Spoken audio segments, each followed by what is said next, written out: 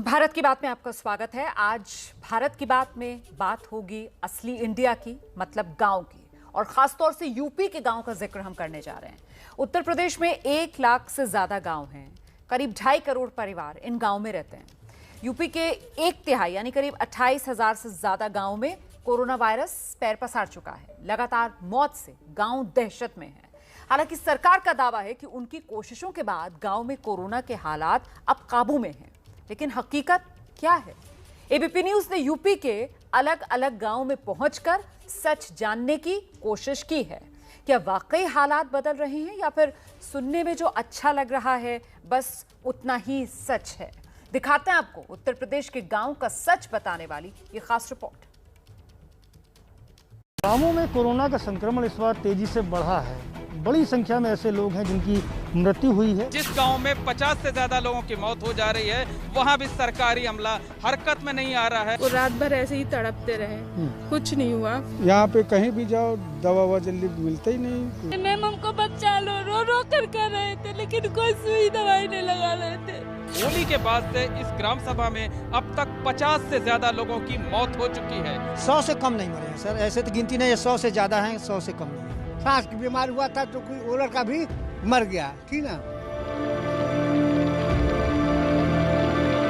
देवरिया, जो कि बिहार से लगा हुआ उत्तर प्रदेश का एक छोटा सा जिला है, और यहाँ पर मैं मौजूद हूँ बैदा गांव में। यहाँ पर बीते 1 महीने में करीब 15 लोगों की मौत हुई।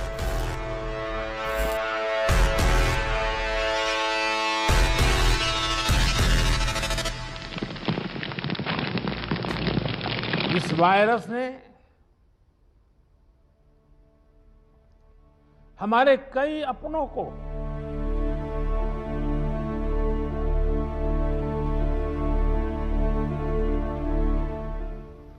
हमसे छीना है।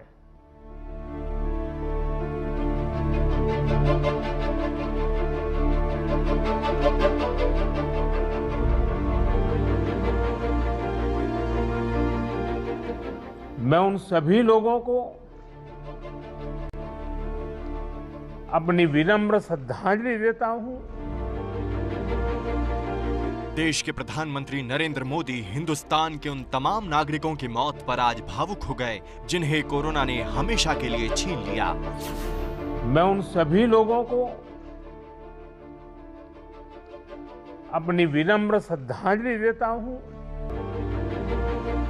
किसी का सुहाग उजड़ गया तो कहीं बच्चे अनाथ हो गए,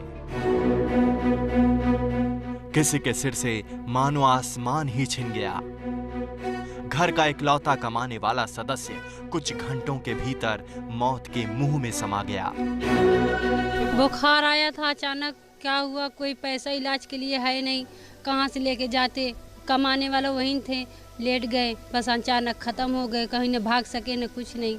कोई बड़ी बीमारी तो नहीं? कुछ नहीं, बीमारी उमारी कुछ थी नहीं, अपने आप से कमाते थे, अपने आप से खाते थे, नाना लड़कन को खिलाते थे लाला। उनको हुआ क्या था? उनको बुखार आया था और कुछ नहीं। कोई कुछ नहीं कर पाया। एक अदृश्य वायरस जिसने पिछले 1 से 1.5 महीने में लाखों परिवारों को तबाह कर दिया, और इनमें भी सबसे बुरे हालात देश के उन गांवों में हैं जहां एक के बाद एक लोग दम तोड़ते गए, लेकिन किसी को वजह तक का पता नहीं चल पाया, क्योंकि लक्षण तो कोरोना के ही थे, लेकिन ना टेस्ट हुआ और ना ही मौत की वजह पर मुहर लगी। ना कोई अधिकारी, ना कोई नेता, ना कोई मीडिया, कोई भी नहीं आया। आप पहले शख्स हैं जो आए हैं यहाँ। यूपी के मुख्यमंत्री योगी आदित्यनाथ कहते हैं कि प्रदेश में राज्य सरकार के अभियान का असर हुआ है और अब सब ठीक है। लेकिन पिछले 20 दिनों के अंदर जो बृहद अभियान चला है ग्रामीण क्षेत्र में, शहरी क्षेत्र में, आज उसका परिणाम है कि पिछले 20 दिनों के दौरान 2,04,000 एक्टिव केस प्रदेश के अंदर कम हुए हैं, यानी इतनी रिकवरी हुई है, और वे लोग अपने घरों को वापस जा चुके हैं या घरों में सुरक्षित हैं। एबीपी न्यूज संवाददाता संजय त्रिपाठी इमलिया गांव में अशोक कुमार के घर के बाहर मौजूद हैं, जहां 1 महीने के भीतर परिवार के 7 लोगों ने दम तोड़ दिया। मरने वालों में 4 सगे भाई, 2 सगी बहनें और इनकी मां शामिल हैं। कोरोना की त्रासदी से एक भरा पूरा परिवार 30 दिन के भीतर तबाह हो गया।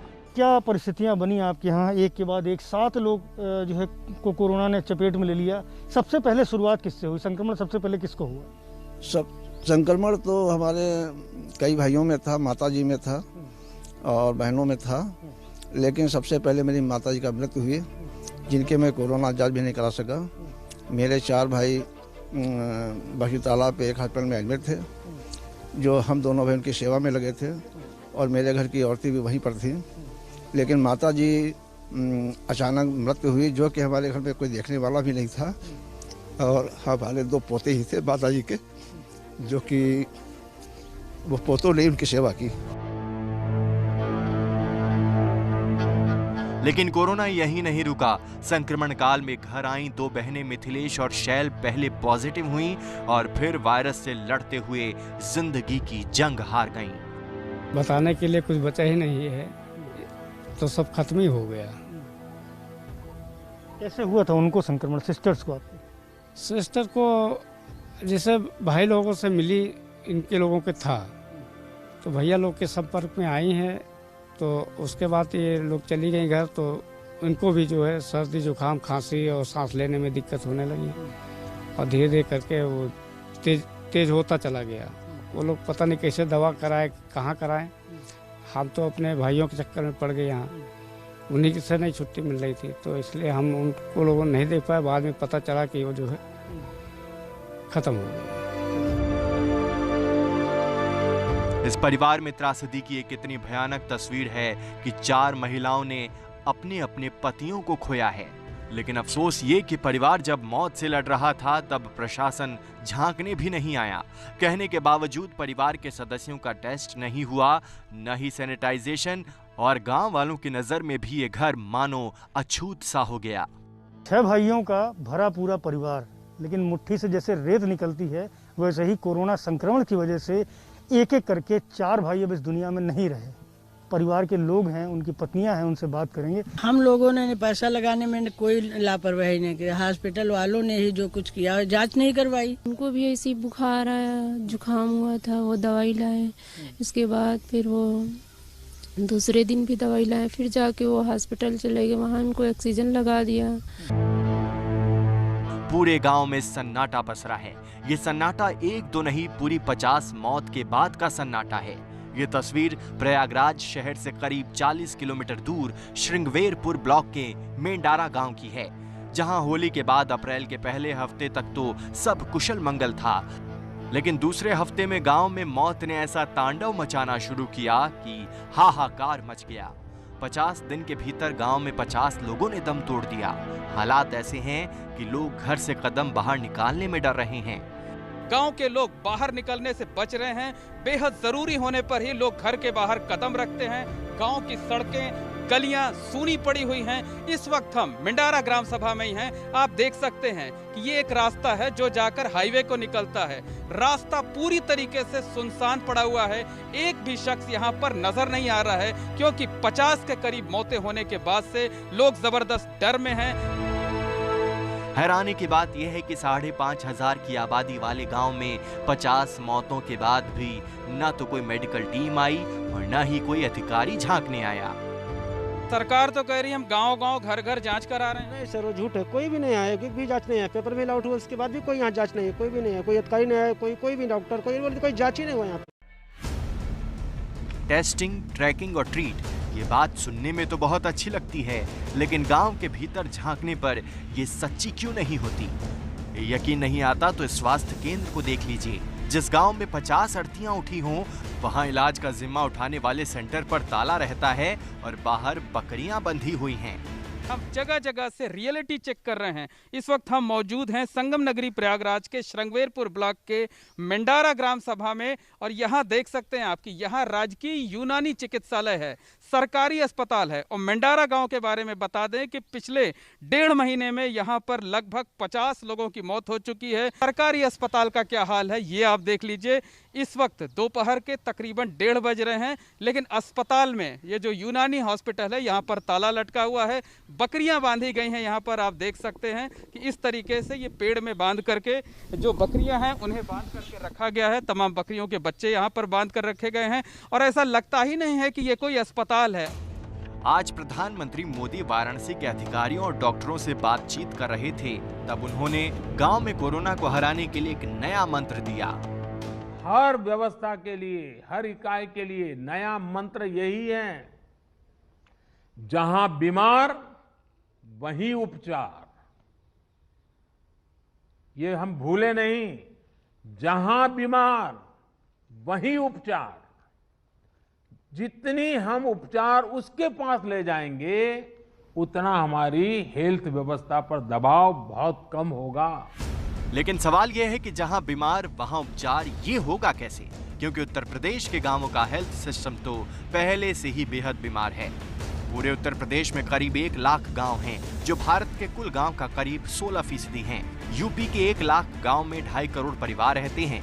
यूपी के 2.5 करोड़ ग्रामीण परिवारों के लिए सिर्फ 4,475 अस्पताल हैं, जहां सिर्फ 40,130 बेड की व्यवस्था है।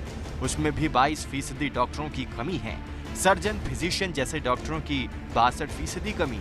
और गांव में इलाज के संसाधनों की कमी होती है तो क्या होता है, ये बताने और समझाने वाली कहानी यूपी के देवरिया में बैदा गांव से आई है, जहां एबीपी न्यूज संवाददाता रणवीर मौजूद थे। यहाँ पर मैं मौजूद हूँ बैदा गांव में।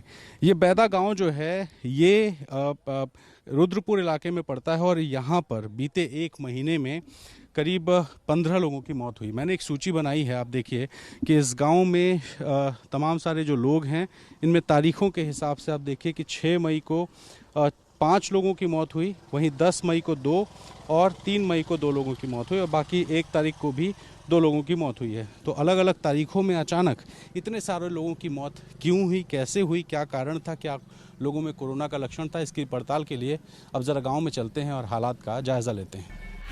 संवाददाता रणवीर गांव के भीतर दाखिल हुए तो बलिस्टर चौहान के घर पहुंचे, जहां उनकी 13वीं के लिए खाना बन रहा था। बलिस्टर के भाई ने बताया कि देवरिया से लेकर गोरखपुर तक भाई के इलाज के लिए भागते रहे, लेकिन अस्पताल ने लेने से मना कर दिया और फिर 6 इंजेक्शन लगाकर घर जाने को कहा। आखिरकार उन्होंने अपने भाई को खो दिया। मां को अब भी यकीन नहीं कि 45 साल का बेटा दुनिया में नहीं है। देवरिया के बैदा गांव में 6 मई को 6 मौतें हुई हैं, इसलिए कई घरों में 13वीं हो रही है। टेस्ट नहीं हुआ, इसलिए मौत की वजह का पता नहीं है, लेकिन ज्यादातर लोगों को कोरोना के लक्षण थे। संवाददाता रणवीर ने गांव में अलग अलग लोगों से बात की। ज्यादातर लोगों ने कोरोना से डरना तो दूर, उसके होने को ही खारिज कर दिया। एक दिन हमको जब मरना है तो डरना ही क्या। हमारे बैदा में ऐसा नहीं है, नया नहीं है। जब मरते हैं तो लाइन लग जाती है। मौत आएगी तो मर ही जाएंगे लोग, तो कोई बात नहीं है।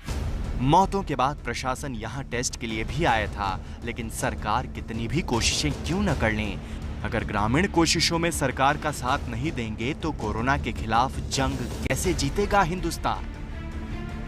लेकिन घूमने के बाद एक चीज़ एहसास हुआ कि इस गांव में भले ही इतने लोगों की मौत हुई हो, भले ही प्रशासन के लोग आए हों, दवाइयां दी हों, जांच कराई हों, लेकिन तमाम सारे ऐसे लोग हैं जिनको ना कोरोना से डर है और ना इस तरह के हालात देखने के बाद भी कोई सबक लिया है। और यही वजह है कि जो गांव की स्थिति है वो लगातार बिगड़ती जा रही है।